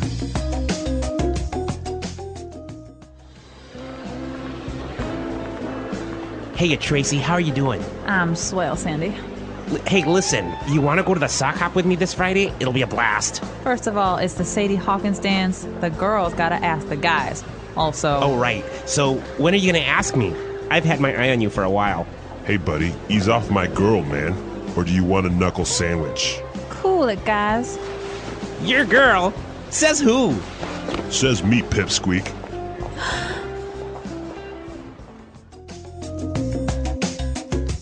Okay, so the 1950s, a nice era, and this is the first of a small series that we're going to have of different words and phrases that were used back in the 1950s, 1960s, 1970s, etc. That's right. So a little bit more time travel is coming up here in English Pod. Exactly, because a lot of these phrases are still used, and you might even see them in movies, or if you're talking to somebody that was maybe born in these eras, they might even still use them today. That's right. So, do you guys know any English phrases or slangs from the 1950s? Why don't you visit our website at englishpod.com to tell us about it? All right, we'll see you guys there. And also, if you have questions or comments, please leave them on the comments section as well. Well, thanks for listening, and until next time, Bye. Goodbye. Hello, English learners. Welcome back to another edition here with us at English Pod. My name is Marco. And I'm Erica. And today we are doing the third part of our Old English series. And today we're transported back to the 1970s. That's right. So we're going to learn some 1970s slang, some phrases that were really popular back in the 70s, but are also still in use today. Exactly. So it's going to be a very cool lesson today. And before we start with the dialogue, let's take a look at some of the words that we're going to find in Vocabulary Preview.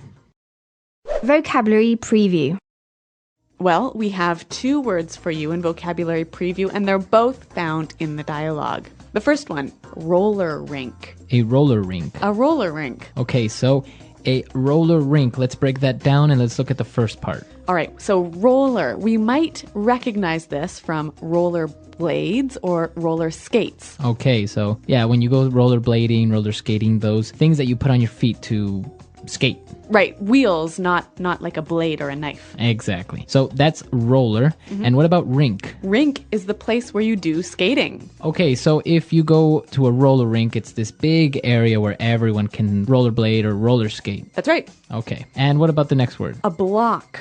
Block. A block. Okay, so this is a noun, a block. And a block is a part of a city that is surrounded by 4 streets. Okay, so a city is made up of many blocks. Yep. And everyone lives on a block. Exactly. So it's a square within the city. All right, very good. So these are the two words that we previewed, and we're going to listen to them now in the dialogue. We're going to hear two guys just talking about normal, everyday things, but we're going to be listening to them in 1970.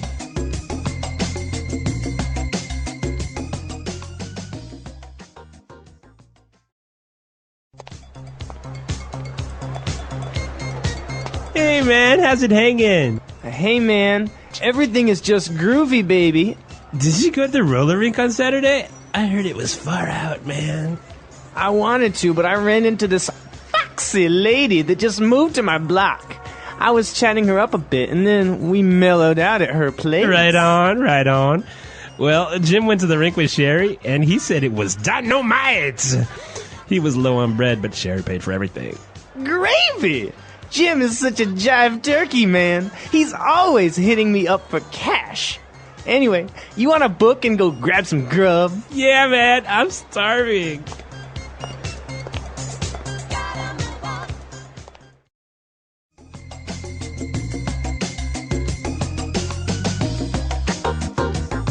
Okay, groovy dialogue. Yeah, really nice, huh? All right, so some interesting language in here. And like we said, it sounds a bit strange, but a lot of this is still used today in modern English. So why don't we look at some of these words in language takeaway? Language takeaway. All right, on language takeaway today, we have the first word, far out. Far out. That was far out. To be far out. Okay, so it's just another way of saying cool. Cool. That was nice. Yep. It was really cool.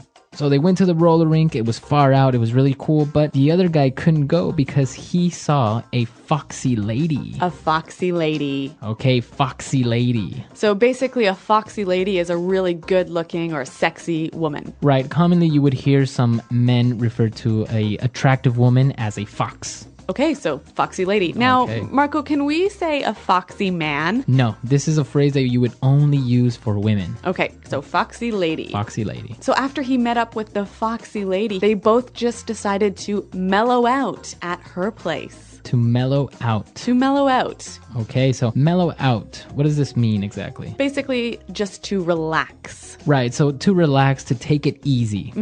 To mellow out. So what did you do on the weekend? Oh, nothing. I just stayed at home and mellowed out. Okay. All right, and so the response to that was? Right on. Right on. Right on. Right on, right on. And so basically they're saying, okay, good, I agree. Yeah, this phrase, you can say as good, yeah, that's nice, or you can also say it as, well, correct, I agree. So why don't we listen to some examples of how we can use this word in other situations?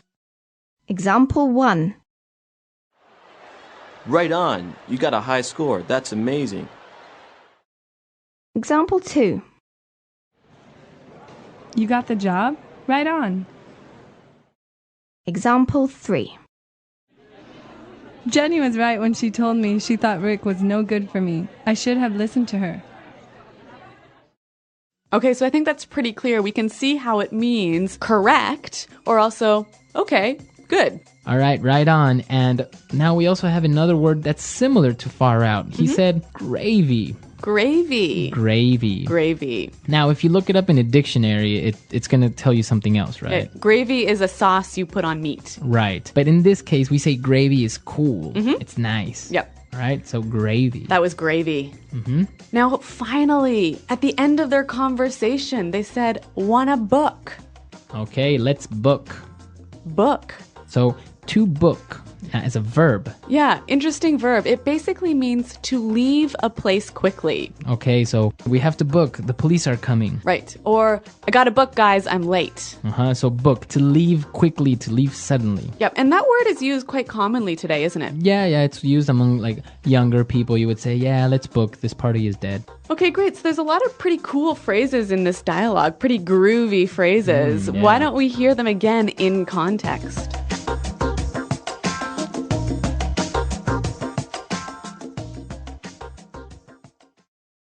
Hey, man. How's it hanging? Hey. Everything is just groovy, baby. Did you go to the roller rink on Saturday? I heard it was far out, man. I wanted to, but I ran into this foxy lady that just moved to my block.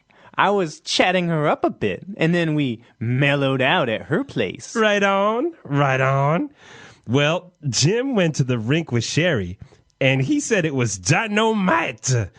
He was low on bread, but Sherry paid for everything. Gravy. Jim is such a jive turkey, man. He's always hitting me up for cash. Anyway, you want to book and go grab some grub? Yeah, man, I'm starving. All right, so now that we understand these 6 words that we saw in Language Takeaway, it's time for us now to take a look at some great phrases that we can use today in Fluency Builder. Fluency Builder. Okay, so at the start of the conversation, there was an interesting way he started talking to his friend, right? All right, he said, how's it hanging? How's it hanging? How's it hanging? Okay, so basically, how is it going? How's it going? How are you? Now, you notice in the spelling that we do have a G at the end, ing, right? Yeah, but usually you don't really pronounce the G in this context because it's very informal. So, how's it hanging? How's it hanging? So he said everything was just groovy, and then he started telling him about how he met a girl and he chat her up a bit. To chat her up. Okay, so to chat somebody up. So when you chat someone up, you talk with them, right? Yeah, you're making conversation. But it's more than just conversation, isn't it? Yeah, you're trying to be a little bit flirty and maybe saying nice romantic phrases or something like that. Yeah, so usually it's between a woman and a man, right? And it's the man who chats up the woman. Yeah, exactly. So a little bit of a sexist phrase here. To chat someone up or to chat up a girl, right? Okay, so he was chatting her up. That's right. And so they were talking about how Jim went to the roller rink, but he didn't have any money, right? Because Jim is always hitting his friends up for cash. Okay, so to hit someone up. To hit someone up. So before we explain this word, let's listen to some other examples so then we can maybe understand the meaning. Example 1. Can you believe Patrick? He came up to me a month ago and tried to hit me up for some money. Example 2. When I was a kid, I used to always hit my dad up for lunch money. Example 3. This is the last time I lend you money. Don't even try to hit me up for more. All right, so when you hit someone up for something, you ask for it. So usually it's to ask for money, right? That's right. Okay, so to hit someone up. And now for our last phrase. Let's book and let's go grab some grub. To grab some grub. Grab some grub. Okay, let's break this one down. With the final word, grub, what are we talking about? Grub is an informal way of saying food. Okay, so to grab some grub is to get some food quickly. Yeah, let's go get some food. All right, so maybe it's time for us to grab some grub. And while we're doing that, you can listen to the dialogue one last time.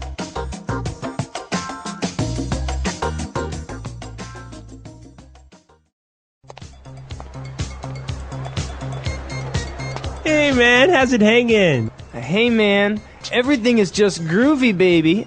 Did you go to the roller rink on Saturday? I heard it was far out, man. I wanted to, but I ran into this foxy lady that just moved to my block. I was chatting her up a bit, and then we mellowed out at her place. Right on, right on. Well, Jim went to the rink with Sherry, and he said it was dynamite. He was low on bread, but Sherry paid for everything. Gravy!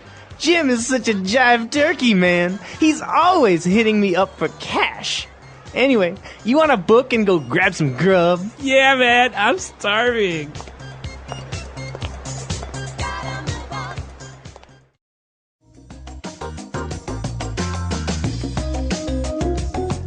All right, so some interesting phrases, and even though some of these words you may not really commonly hear anymore, they might still be used in movies or something that's related to the disco era because it's very, very popular still, right? Yeah, that's right. Some of our more advanced users could even use a lot of these phrases in a kind of funny way to reference back to 1970. Yeah, exactly. So it's fun, and, well, you will use them or you will hear them from time to time, even today. And remember, if you have any questions about the language you hear in these lessons, check out our website at englishpod.com. Exactly. We're there to answer any questions, and we'll see you guys there.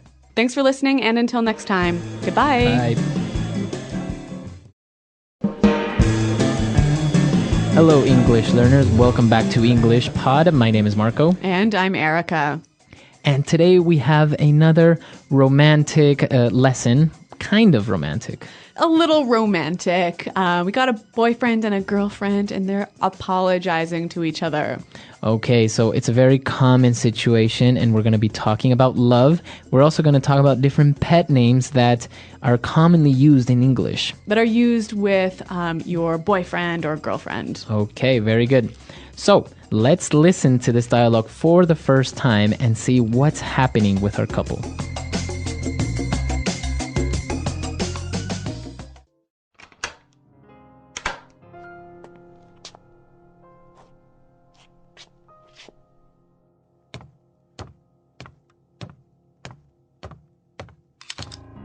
can we talk?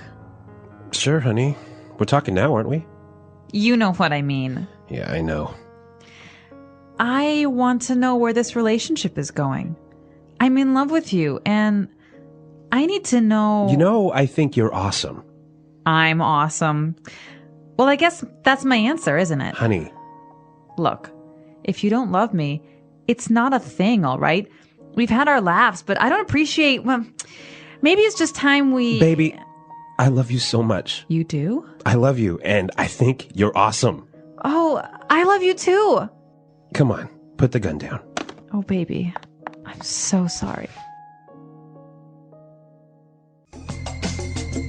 Okay, so romantic and dramatic. Yeah, I think she really needed to hear that. Right, so I think she really wanted to hear, I love you. Yeah, that's right. And there's some interesting phrases here in this dialogue. And today we're going to focus mostly on phrases. So why don't we start with Fluency Builder? Fluency Builder. Okay, on Fluency Builder today, we are going to take a look at some of these phrases. And the first one is very important and very different. So obviously this dialogue is about love, and we heard two different ways that this word is used. And the first one is to love someone. Right, so he said, I love you. Yeah, I love you.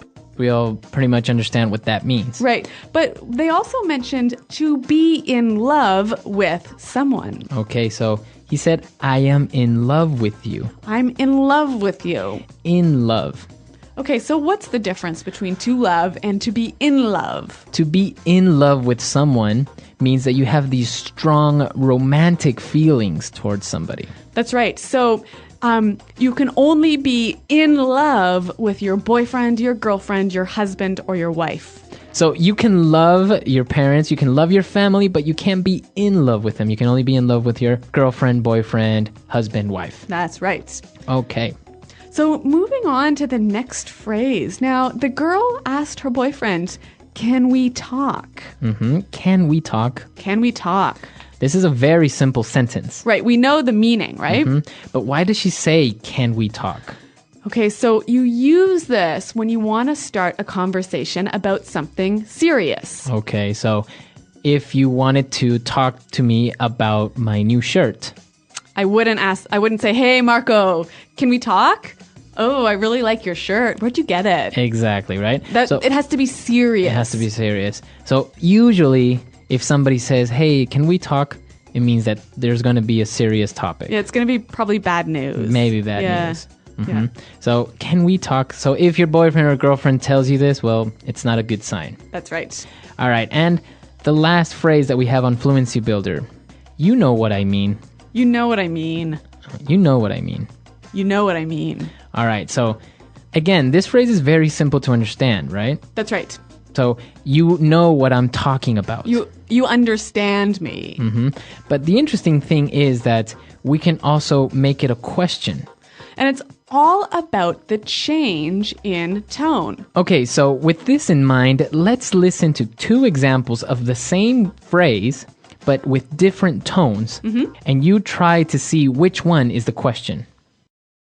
Example 1. I'm tired of doing nothing all day here at home. You know what I mean? Example 2. Come on, Charles. You know what I mean when I say that I don't like your friends. Example 3. I hate this class. It's so boring and tedious. You know what I mean? All right, so we heard the examples and, well, maybe you guessed it right. The second example was the question. That's right. You know what I mean?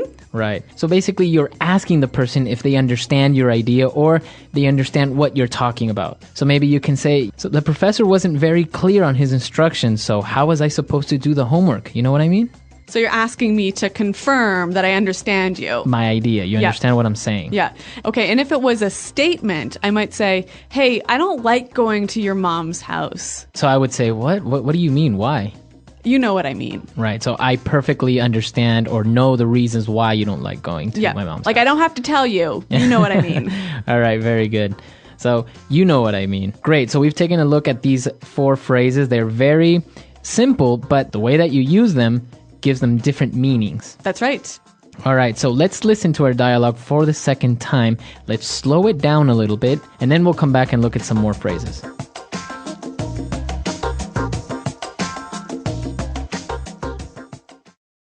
Can we talk? Sure, honey.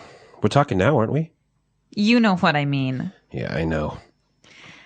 I want to know where this relationship is going. I'm in love with you, and I need to know... You know, I think you're awesome. I'm awesome. Well, I guess that's my answer, isn't it? Honey. Look, if you don't love me, it's not a thing, all right? We've had our laughs, but I don't appreciate... Well, maybe it's just time we... Baby, I love you so much. You do? I love you, and I think you're awesome. Oh, I love you too. Come on, put the gun down. Oh, baby, I'm so sorry. Okay, so now it's time for us to take a look at some more phrases, but this time we're going to look at them in putting it together. Putting it together. Okay, we're going to see how we can use these phrases in a few different situations. So the girl wanted to talk to her boyfriend because she wanted to know where this relationship is going. Right. Where is this relationship going? Where is this relationship going? So she wants to know what's going to happen, or what's the future? What's the future of this relationship? Yep. Are we going to get married? Are we Yep. just what's happening? Yep. So why don't we listen to some examples with different nouns and how we can use this phrase? Example 1. I don't know where my career is going in this company. I don't see any potential for growth. Example 2. This movie is so confusing. I have no idea where the plot is going. Example 3. We have been in this meeting for over 2 hours and I still don't know where it's going. Okay, so again, this phrase is just asking about the future of something. Right. So where the future of this movie, where is this movie going? Yeah, what's happening? Right. What's going to happen? Yep. Or your career, etc. Yep.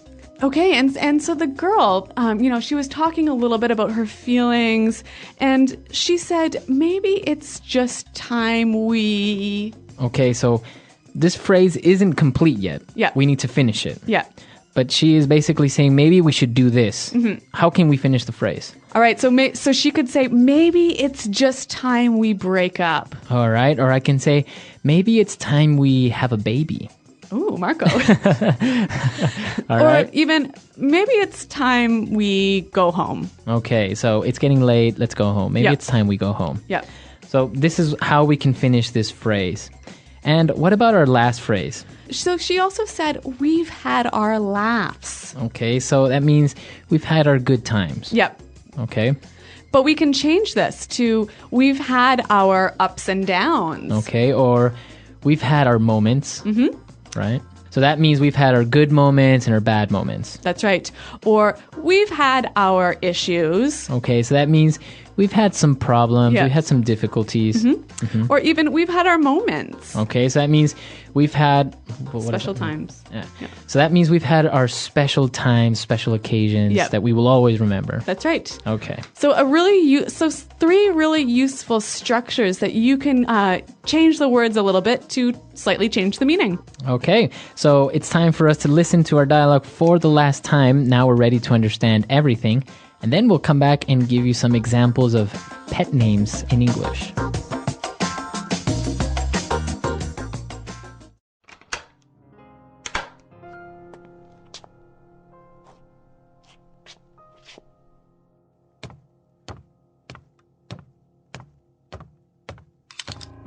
Can we talk? Sure, honey. We're talking now, aren't we? You know what I mean. Yeah, I know. I want to know where this relationship is going. I'm in love with you, and I need to know... You know, I think you're awesome. I'm awesome. Well, I guess that's my answer, isn't it? Honey. Look, if you don't love me, it's not a thing, all right? We've had our laughs, but I don't appreciate... Well, maybe it's just time we... Baby, I love you so much. You do? I love you, and I think you're awesome. Oh, I love you too. Come on, put the gun down. Oh, baby, I'm so sorry.